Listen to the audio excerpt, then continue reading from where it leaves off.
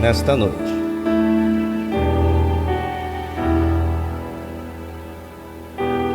Deus abençoe grandemente a vida de toda esta congregação, de todos esses filhos do Altíssimo, e ao cantor, pastor Felipe, Davi, Gisele e toda a sua casa. Todos se encontraram? Quem sentado quiser ficar, fica. Quem em pé, ficando, quiser ficar, fique.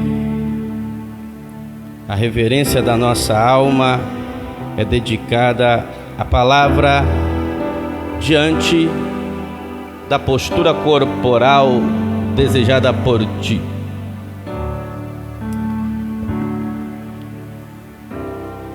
O tema aqui é Jesus apazigua a tempestade. O nosso tema da campanha é humilhação. Humilhação. Aquele que a si mesmo se humilha diante do Senhor será exaltado. A gente tem que tomar cuidado com esta palavra, porque às vezes a gente pensa assim: os humilhados serão exaltados, e às vezes você acaba sendo humilhado por coisas da qual você mesmo procurou. Mas o texto quer dizer que aquele que a si mesmo se humilha, Deus o exaltará. Deus o exaltará.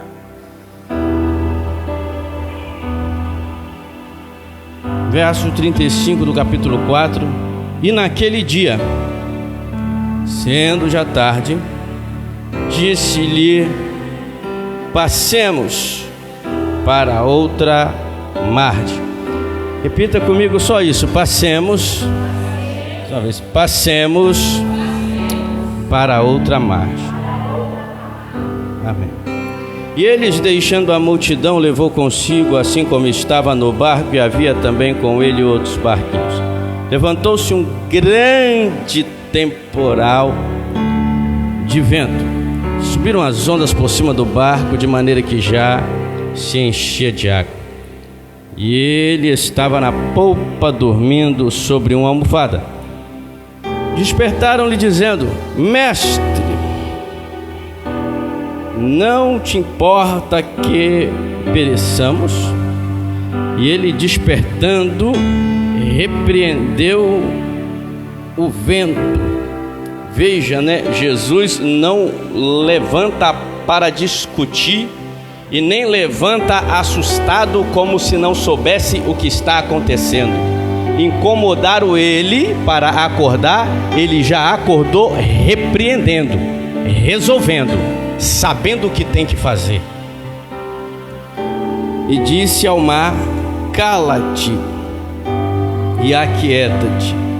E o vento se aquietou e houve grande bonança. Disse-lhe: por que sois tão tímidos?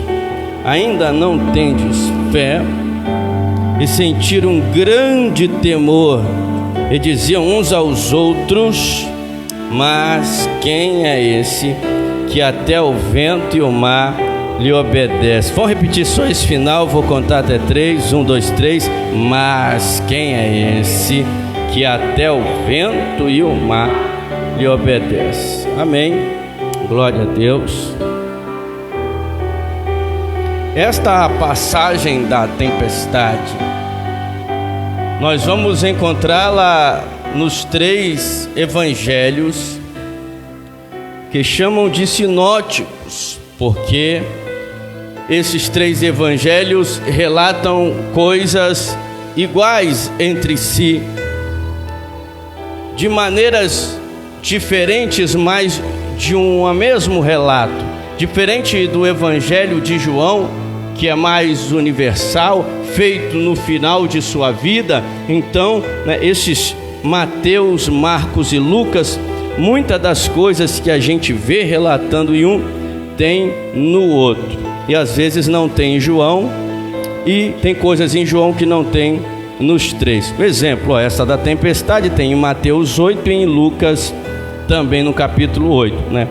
Então eu escolhi esse Marcos para a gente poder entender e refletir sobre esta passagem. Judeu, eles quando eles vão escrever, cada um desse evangelho tem uma particularidade. Mateus é testemunho ocular, Mateus é discípulo, Marcos não é, Marcos é discípulo de Pedro, então Marcos ouve de Pedro e escreve Pedro estando no barco, então relato fidedigno. Lucas, sabemos que ele faz uma pesquisa, Lucas sai perguntando, Lucas faz um tratado. Sabemos que João, ele vai escrever o evangelho 95 depois de Cristo, no final da sua trajetória. Então nós temos aqui rapidamente para a gente entender esta particularidade interessante de cada evangelho. Mateus escreve especificamente para os judeus. Mateus escreve para os judeus. Lucas escreve para os gregos e Marcos para os romanos. Por que Mateus escreve para os judeus? Porque havia esta preocupação. Mateus tem ali as suas genealogias para que o judeu compreendesse a raiz do Messias. Jesus é o Messias, é o Filho de Deus, aquele que havia de vir. Então Mateus escreve de uma forma que o judeu pegasse para ler, ia examinar, ia dizer: isto é verdade. Lucas, ele vai escrever para os gregos, e os gregos têm muito essa preocupação de ocultismo, de mistério. Lucas era médico, então Lucas tinha uma formação, uma oratória. Ele escreve de uma maneira, como podemos chamar, no jeito simples, mais bonita, coloquialmente, é o evangelho de Lucas. Marcos escreve para os romanos, devido a uma particularidade dos romanos serem preocupados em que tipo de leitura ler. Porque isso é importante. Tem gente que pega uma Bíblia, capa preta, tem alguma coisa interessante, às vezes a capa nada te atrai, mas o conteúdo transforma a tua vida. Às vezes você vai comprar um livro, tem gente que é iludido pela capa. Nossa, que nome chamativo, que tema chamativo. Vai ler, perdeu o tempo, né? Perdeu o tempo. 5 lições para ficar rico. Achou bonito, comprou, continuou pobre. Perdeu o tempo. Perdeu. Mas o livro era bonito. Era 10 lições que, se aplicar, dava certo, mas não deu certo. Mas o livro era bonito, era chamativo, era uma coisa bem legal. Então, não se julga o livro pela capa, mas sabemos que temos esta tendência. Marcos, preocupado com esta tendência, eu preciso escrever algo. Eu preciso lá não tinha capa, então não tinha como se preocupar com capa, é pergaminho. A preocupação é a história. O que vai estar na história? Marcos tinha que preocupar. Eu tenho que escrever algo que, quando os romanos pegar para ler, não vai abandonar na primeira leitura, não vai abandonar nas primeiras páginas. Ele vai começar e ele vai até o fim. Então ele já... Qual é a maior preocupação? Qual a literatura que chama a atenção dos romanos? São guerreiros. São guerreiros. Então talvez o que chamasse a atenção dos romanos é uma literatura de Davi e Golias. Davi e Golias, o menino matando um gigante. Talvez o que chamasse a atenção dos romanos é uma literatura sobre Sansão. Negócio esse, o homem com a queixada de jumento mata 1000, né? Então, o que chamaria a atenção dos romanos é Aquiles, um grande guerreiro. Alguém que luta espada com espada. Alguém que um guerreiro mata 100, mata 200. Então Marcos veria que os romanos estariam com uma preocupação. Esse tal Jesus, esse tal herói, esse tal homem, com a espada matou quantos? Com a espada matou quantos guerreiros? Ele botava medo em exército, né? Então já tinha essa preocupação nessa literatura. Mas nenhum soldado romano, por mais poderoso que seja, nunca venceu a morte. Glória a Deus.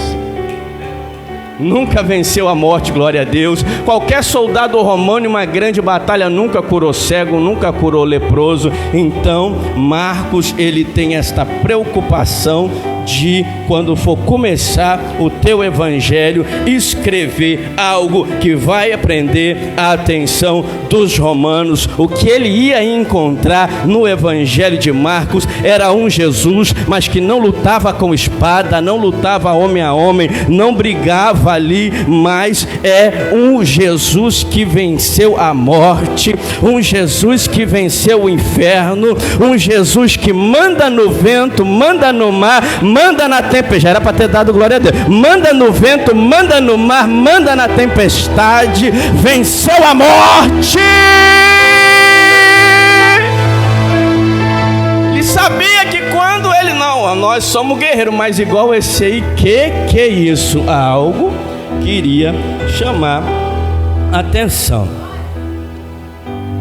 Jesus, ele passa esse capítulo inteiro ensinando a parábola do semeador, a parábola da candeia, a parábola da semente, a parábola do grão de mostarda. Jesus passou o dia inteiro ensinando, pregando sobre o reino, sobre a fé, sobre o Pai.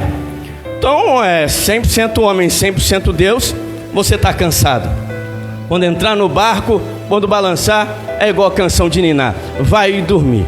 Então Jesus, sabendo que entraria no barco e pegaria num sono profundo, ele libera uma palavra de ação, ele libera uma palavra de ordem, e ele diz no versículo 35: e naquele dia, sendo já tarde, disse: nós vamos passar para o outro lado. Quem crê?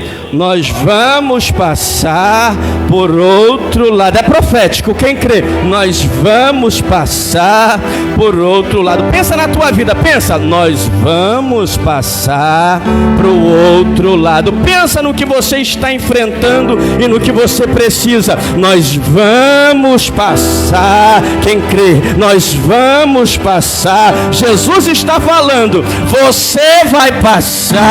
Jesus está falando, você vai passar. Profetiza para um ou para dois: você vai passar, você vai passar, você vai passar para o outro lado.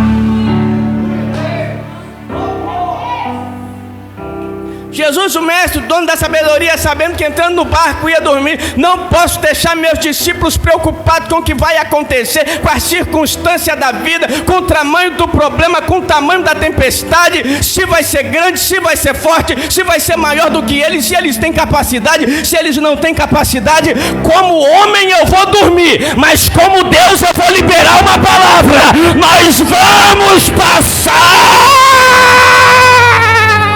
para o outro lado. Quem crê, quem crê, quem crê, quem crê, aleluia.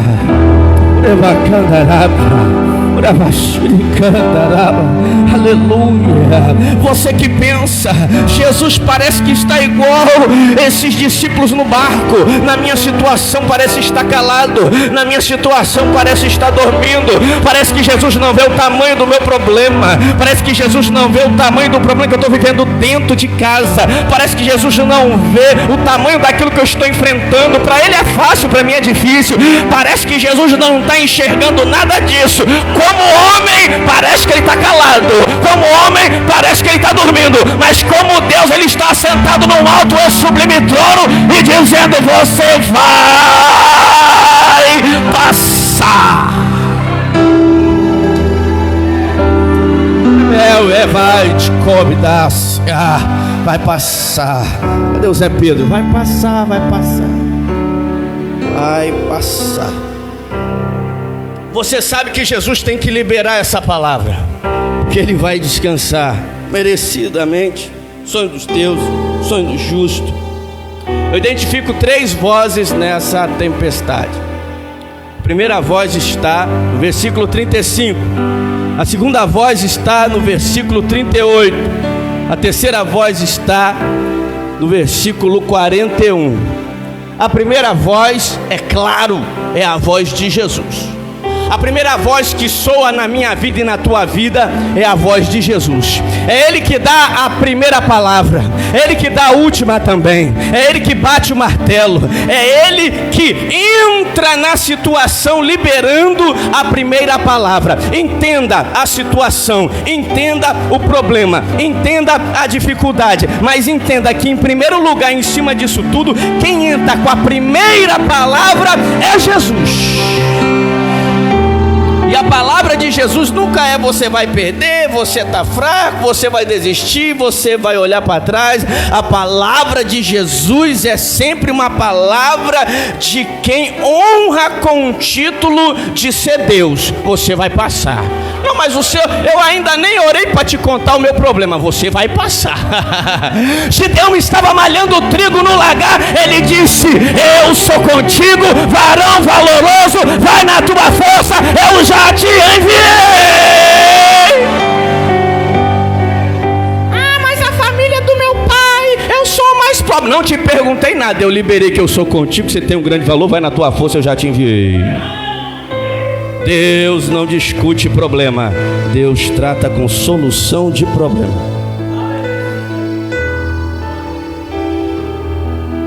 Nós vamos passar, amém.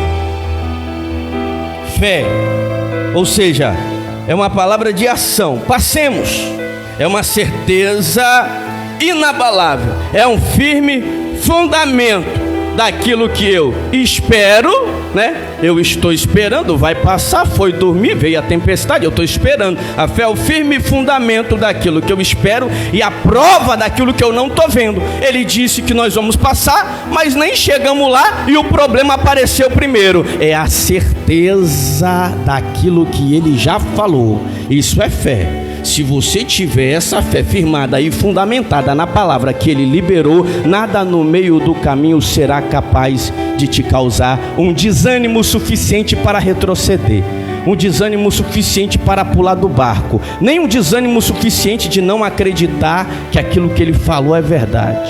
Amém? Você vai passar, eu também. Eles, deixando a multidão, levaram consigo.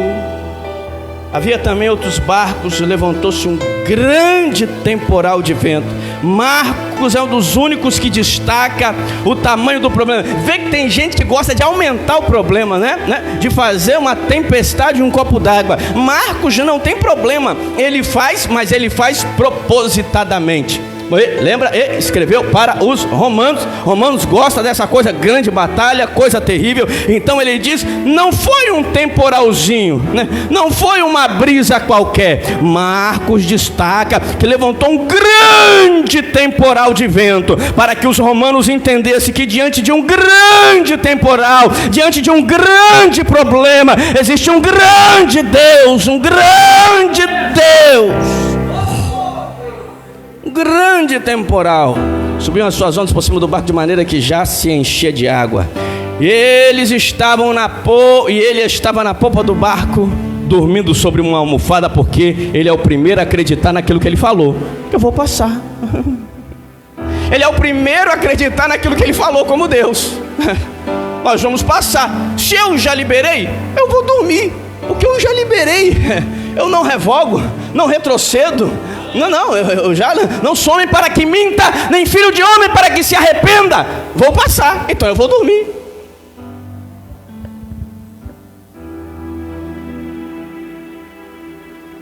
Jesus faz discípulos. E ele estava na polpa do barco dormindo sobre uma almofada. Despertaram dizendo: Mestre, não te importa que pereçamos? Chama Jesus de mestre, mestre por excelência, porque discípulo ou discipulado é fazer alguém segundo você mesmo. Um mestre não é um professor. Um discípulo nessa época não é um professor. Por quê? Professor é pago para ensinar, mas ele não tem obrigação nenhuma de viver aquilo que ele está ensinando, Porque ele é pago para ensinar. Vou dar um exemplo, claro que é feio. Um professor que vai falar de moral e ética, que vai dar uma palestra numa escola sobre moral e ética, ele é pago para dar palestra. Mas quando ele sai do colégio, você vê dele uma atitude imoral, você vai tentar cobrar. Ora, mas você não é o palestrante da moral? Mas ele foi pago para dar uma grande palestra de moral e ética. Então, professor é pago para dar aula. O mestre não. O mestre, ele dá exemplo de tudo que fala e de tudo que faz, para que os seus discípulos sejam pequenos mestres, pequenos cristos, semelhante àquilo que ele é. É por isso que ele diz que quando todo o poder me foi dado, ele autoriza ao discípulo: eis que vos dou o poder, recebi, entrego para vocês. Olha que maravilha, olha que maravilha. Então tem isso, por quê? Porque eu não quero entrar no mérito de uma geração que diz que é profeta, mas é professor. Tem uma geração que diz que é profeta, mas é professor. Já entendeu? Professor é pago para dar aula, né? Chega e faz uma oratória, faz um espetáculo, faz uma coisa incrível. Aí lá fora você ficou assustado, que você descobriu que ele não vivia nada daquilo que ele pregou. Não chame de profeta, chame, não, você é um professor, cara, você é um bom professor. Eu vou aplicar tudo que você falou, só não vou viver a vida que você está vivendo.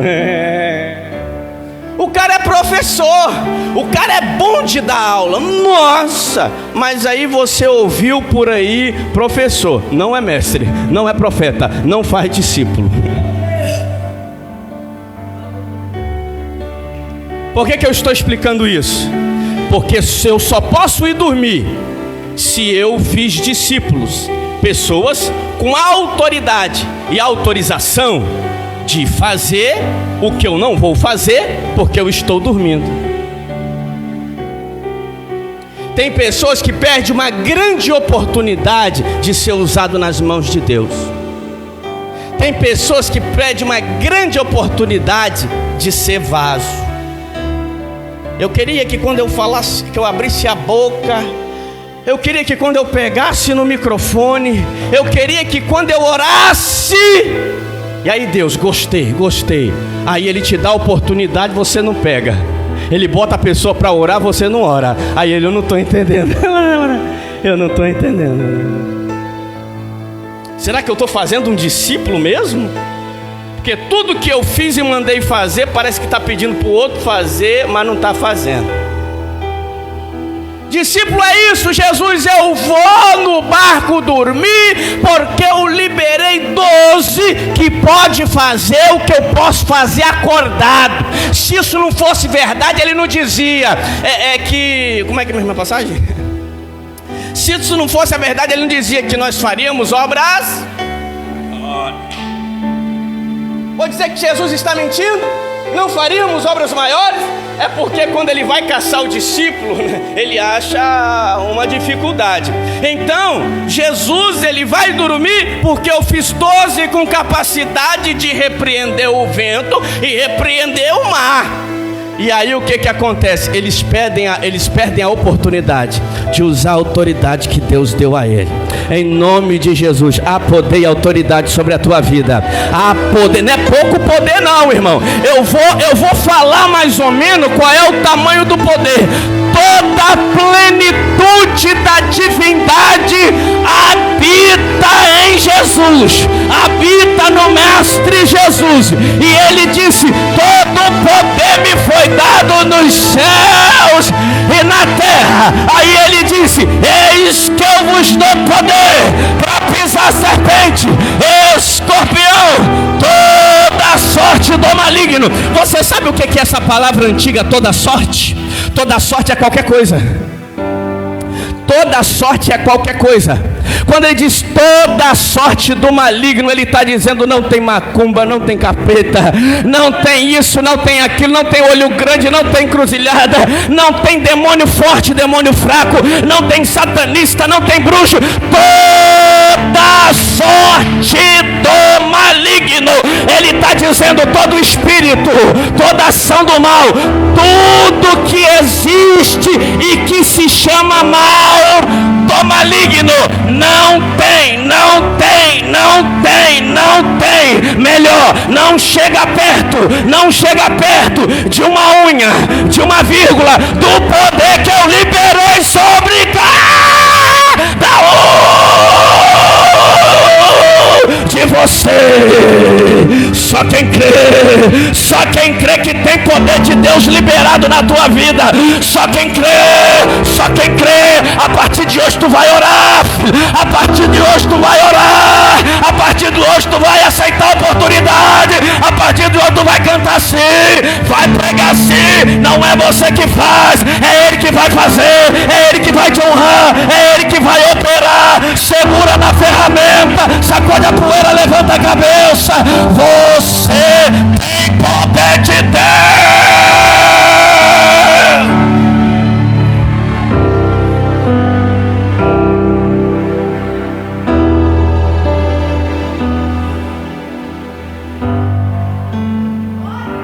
Quem está vivo aí, irmão?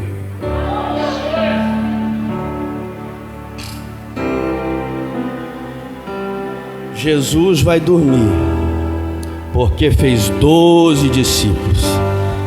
Vai aparecer aqui para a gente caminhar logo a segunda voz. Mas eu não vi nenhuma voz aqui, presta atenção, a segunda voz. Mestre, não te importa que pereçamos? A segunda voz está aí. Tem um crente que já está ligado e vai falar: que voz é essa? A voz da... A voz da... Quem falou para eles que eles vão morrer? A voz da... Falaram aí, bem baixinho, bem tímido, hein? A voz da razão, está perdoada, mas serve também. A voz de quem?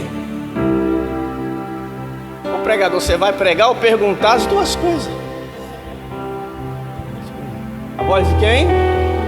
Vocês estão tão tímidos. Estão gravando eu, nem estou filmando vocês. A voz de quem? Do cão? Ué, já chegou perto. O Satanás. A voz da incredulidade. Quando vocês ficam tímidos assim, se ficar tímido, vira palestra.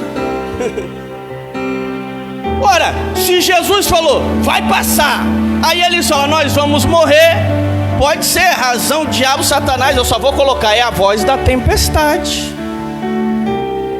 Levantou-se um grande temporal, nós vamos morrer. A segunda voz é a voz do inimigo, é a voz do coisa ruim, é a voz da tempestade. A voz da incredulidade está ligada com a voz da sua razão fraca, a voz da tempestade. Fico imaginando quanto minuto ia durar essa travessia aqui, mais rápido que esse culto. A travessia ia durar rápido. Então, no início ali, vai passar. Em menos de 20 minutos nós vamos morrer. Tem crente assim?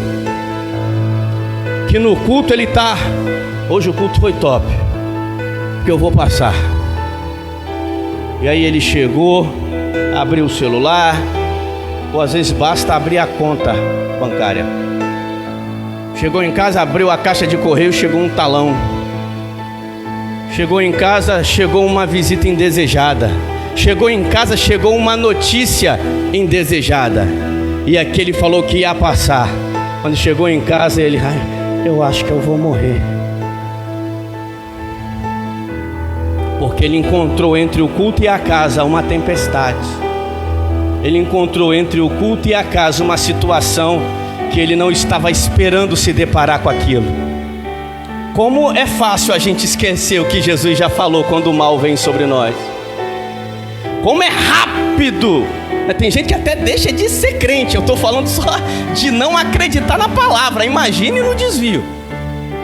Como tem gente que é rápido em acreditar. Não, a porta vai abrir, você vai crescer. Aí você não conseguiu fazer alguma coisa, o profeta estava empolgado, ou eu que me empolguei. Não, a palavra foi verdadeira. É a sua fé que entre a igreja, a palavra profética entre a sua casa e o seu problema, abafou o que Jesus já disse. Não deixe a voz da tempestade abafar, anular aquilo que Jesus já falou que vai acontecer, aquilo que Jesus já falou que vai fazer. Deixa eu só te lembrar, porque eu não te conheço, não sei as profecias, nem revelações, nem o teu problema. Deixa eu só te lembrar, quem disse para você que você vai ser vencedor, hein? Quem falou que você vai ser um grande homem, uma grande mulher, hein? Quem disse que você vai ser uma pessoa extraordinária na vida, hein? Quem falou que você vai prosperar? Quem foi? Quem falou que você vai ter uma casa boa, um carro bom? Quem foi? Não fui eu não, que eu não entrego isso não. Quem foi que falou que você vai ter uma família feliz e abençoada? Quem foi que falou que o teu casamento vai ser o melhor do mundo para você? Quem foi? Então não tem voz de tempestade, não tem voz do diabo, não tem voz de nada. O que Deus falou é o que fica.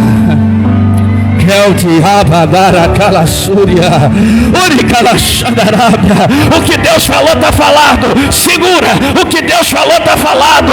Você que assiste, o que Deus falou está falado. O que Deus falou está falado. O que Deus falou está falado. O que Deus falou está falado. O que Deus falou está falado. Mas pregador, você não sabe a notícia que eu recebi. O que Deus falou tá falado. Quem crê.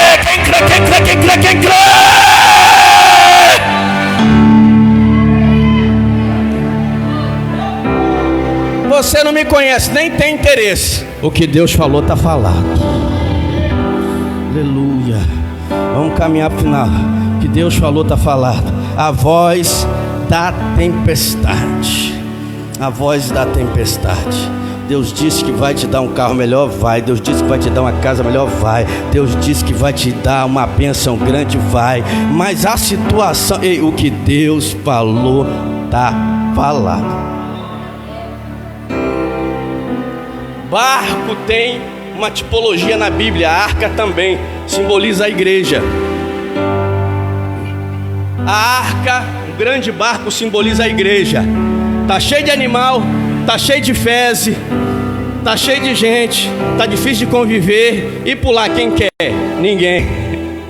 O barco tem o símbolo da igreja. O símbolo da igreja. Esse barquinho ainda era menor, mais apertado. Jesus está no barco. Jesus está no barco.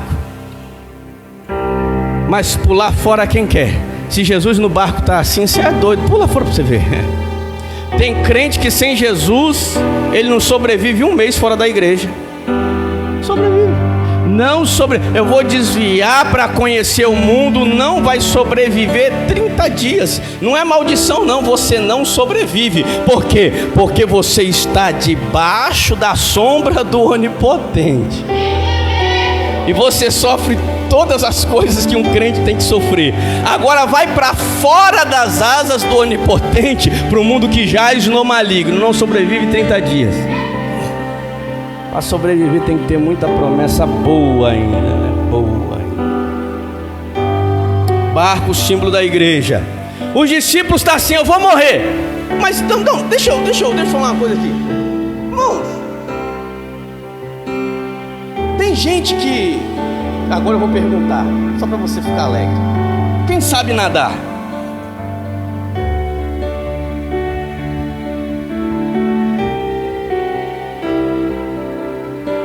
Menos da metade da igreja.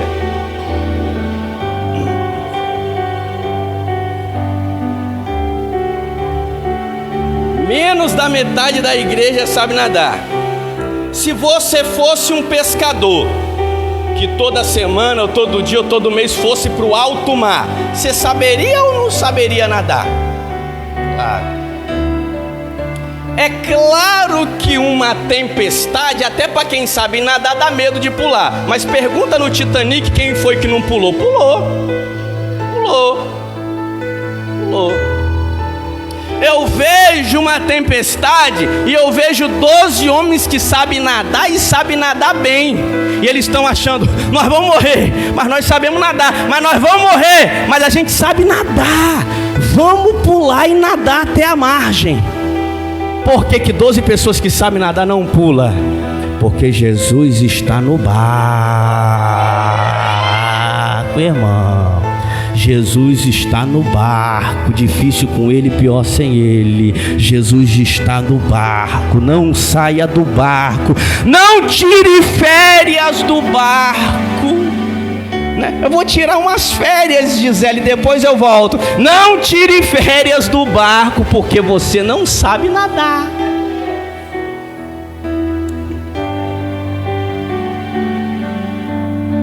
Você vai tirar férias do barco, o tubarão do capeta vai puxar o teu pé.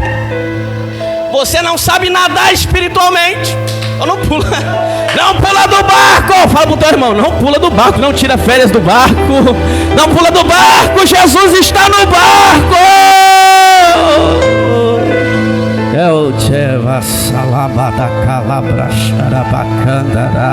Jesus está no barco, eu sinto a presença de Jesus. Jesus está no barco. Mestre, eu preciso de um milagre. Mestre, as lágrimas tomam conta. Mestre, parece que está tudo difícil, mas pula do barco. Não, pular do barco, eu não pulo do barco, não, porque o Senhor está no barco. Por que Jó falou, eu perdi esposa também, que não aguentava ficar perto dele? Jó, eu perdi a esposa, que ela não suporta mais ficar perto de mim. Eu perdi filho, eu perdi dinheiro, eu perdi tudo, eu perdi saúde. Vai pular do barco, Jó? Vai pular do barco, Jó? Vai pular do barco, Jó? Não pulo não, porque eu sei que o meu Redentor vive.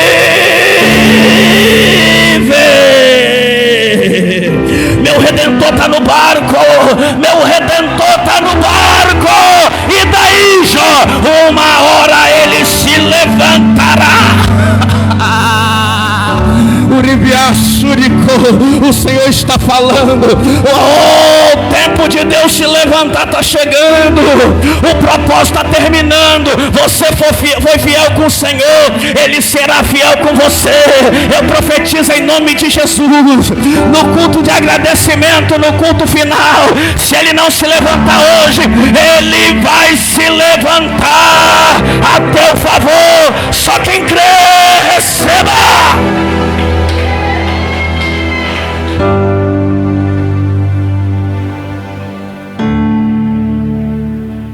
Analisando a voz da tempestade. Diz que tem dois tipos de tempestade: rajada e brisa leve. Esses tempos atrás eu estava lá em Vila Velha e veio uma rajada. Nossa, eu pensei que eu ia morrer. Dificilmente um crente pensa que vai morrer. Aquele dia eu pensei, né? Por quê? Porque aí eu saí da igreja, aí veio um temporal. Nesse temporal veio uma rajada. Essa rajada de vento que acontece lá, pelo menos se eu for lembrar, é de 10 em 10 anos. Faz tempo que aquela não... A rajada de vento veio. Eu falei, se pocar fio, eu morro. Você tá numa rua, tá cheio de fiação pra lá, fiação pra cá. O chão tá molhado, carro aqui. Se o fio estourar, porque fio quando estoura ele fica assim, né? Fio quando estoura, se o fio estourar, se esses fios estourar aqui, eu tô no meio do negócio. Crente dificilmente quem tem medo de morrer. Eu falei, pode ser agora. Aí eu fiquei debaixo do supermercado, da placa do supermercado caiu. Falei, meu Deus. O prédio parece que começou a balançar. Aí pedaços de concreto começou a cair. Eu já pensei no World Trade Center. Quando o pedaço de concreto, a gente pensa no pior. Quando o pedaço de concreto começou, eu falei, se eu tô aqui embaixo, esse prédio desaba, eu não saio daqui vivo. Pessoal da farmácia do outro lado, todo mundo se abrigando, todo mundo correndo para dentro da farmácia. E eu falei, então eu vou para dentro da farmácia. Mas até para atravessar a rua era um perigo. E aí eu atravessei a rua, fiquei lá com ele, todo mundo morrendo de medo, todo mundo com medo de morrer. Aí passou. Rajada, ela vem, te dá medo, mas da mesma força que ela vem, ela vai embora. Eles dizem que o problema da tempestade não é a rajada, é a brisa leve. Porque se tivesse uma brisa leve lá, eu não tinha saído daquela farmácia nem hoje, nem tão cedo. Porque a brisa leve vem, mas não para. Ela é constante. Ela é constante. Enquanto ela não destruir tudo, ela é constante.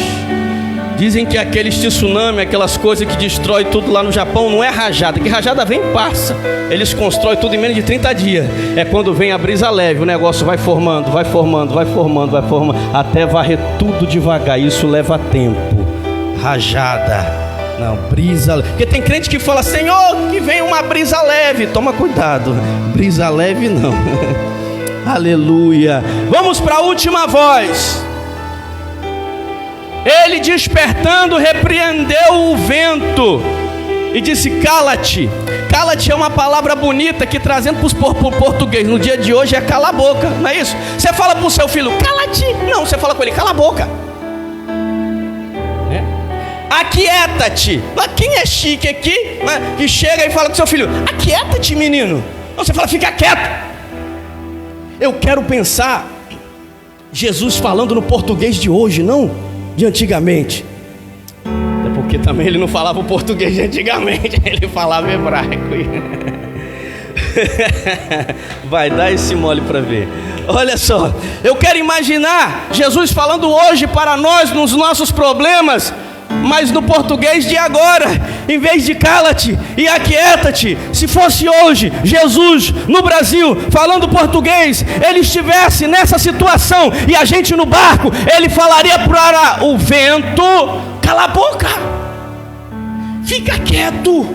Nossa, que lindo, assim ficou legal. Vento eu não sei se fala, mas ouvido ele tem.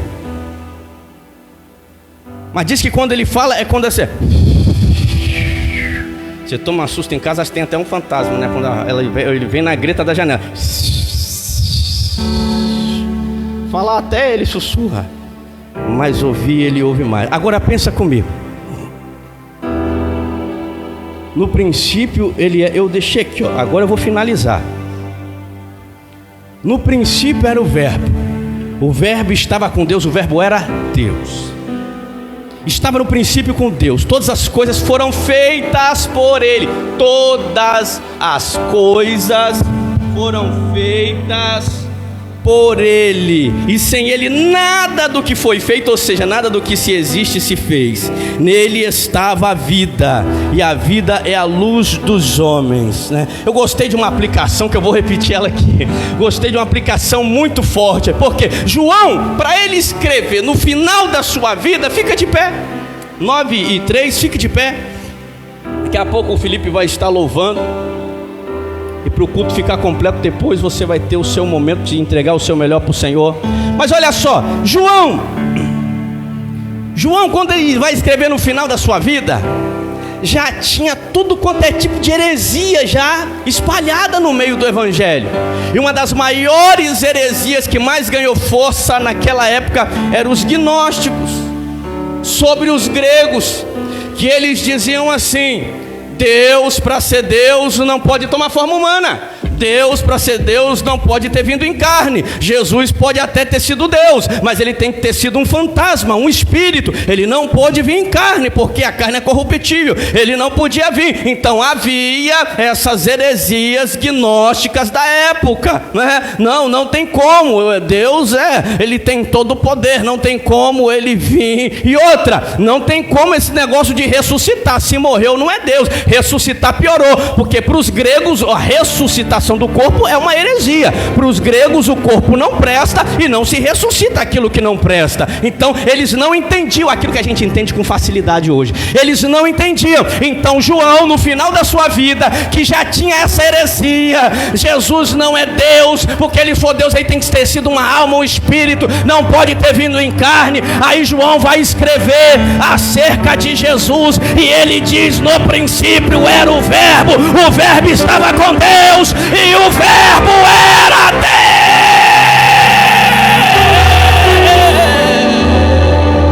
e o Verbo se fez carne e habitou entre nós, e tudo foi feito por Ele e para Ele, e nada do que foi feito que existe se teria feito sem Ele. Quem está entendendo, diga glória a Deus. Aí ele está no meio de uma tempestade e ele está, só ele pode ver o vento, só ele pode ver o vento. Todas as coisas foram feitas por ele. Ele disse: ei vento, te criei, vento, te criei. Você só existe porque eu te criei. Você só venta porque eu te fiz para ventar. Mas agora, meu filho, cala a boca.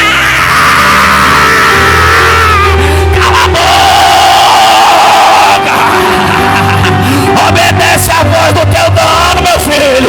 Obedece a voz do teu... E mar, eu dei limite pro mar. Aqui você vai, daqui você não passa. Mar, aquieta-te, fica quieto, porque eu disse para os meus discípulos que nós vamos passar.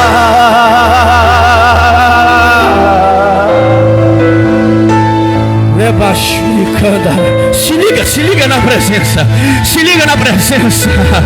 Aquele que pode tudo e aquele que tudo pode, aquele que fez o vento, aquele que fez o mar, aquele que fez todas as coisas, Via Láctea, galáxias, planetas.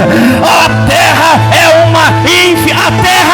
um grão minúsculo de areia diante do imenso universo criado por Ele. Aquieta-te, aquieta-te. Deus está dizendo para o teu problema: teu prazo tem validade, teu prazo tem validade, porque eu sou dono de tudo. Eu estou dizendo: aquieta-te, aquieta-te, cala-te, cala-te, fica quieto, porque falta pouco para o meu filho chegar do outro lado. Falta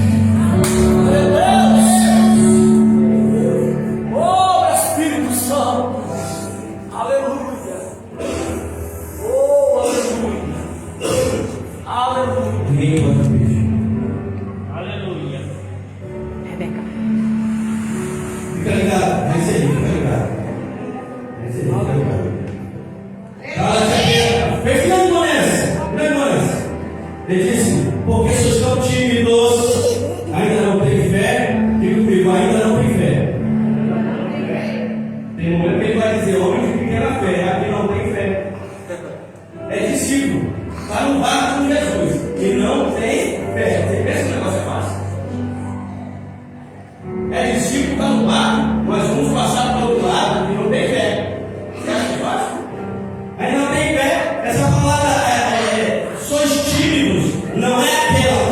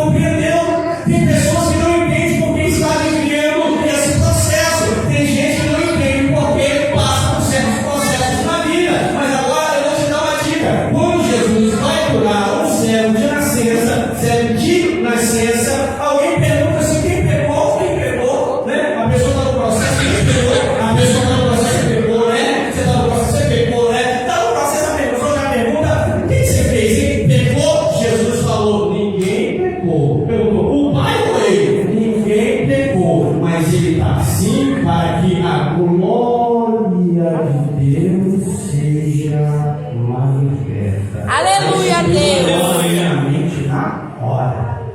Eu entendi, mas Deus mora na minha mente na hora. Esse processo tem nada a ver com o que está acontecendo. Tem processo que Jó sofreu para entender isso. Tem processo que não tem nada a ver com o seu temperamento.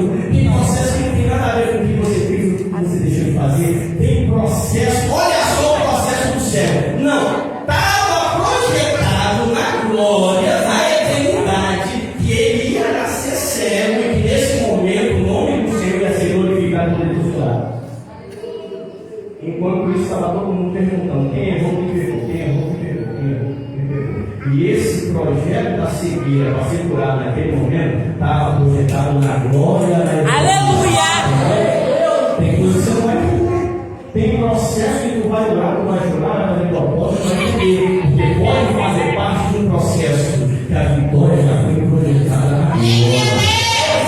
A vitória já foi projetada na glória. Aleluia. A mesma coisa em João e Lázaro. Senhor, ele morre, mas essa enfermidade não é para. Mas morreu, mas é para a glória de. Lázaro morreu, mas não era para morrer. Mas essa aqui eu achei legal. Porque hoje eu estudando, eu cheguei nessa conclusão. Lázaro morreu, mas não era para morrer. Vou repetir. Lázaro morreu, mas não era para morrer. Jesus falou: essa enfermidade não é para a morte. Mas ele morreu, não era para morrer. Mas é para a glória de Deus. Para que o nome do Filho de Deus seja glorificado através dessa enfermidade. Então, tadinho, mal sabia Lázaro que ele ia morrer por causa de um projeto na eternidade de Jesus ressuscitaria. Oh glória! Oh glória! Por isso que eu já vou te dar um presente. Não está entendendo o processo, não? Dá glória a Deus e adora. Vamos lá, Senhor. Você vai ter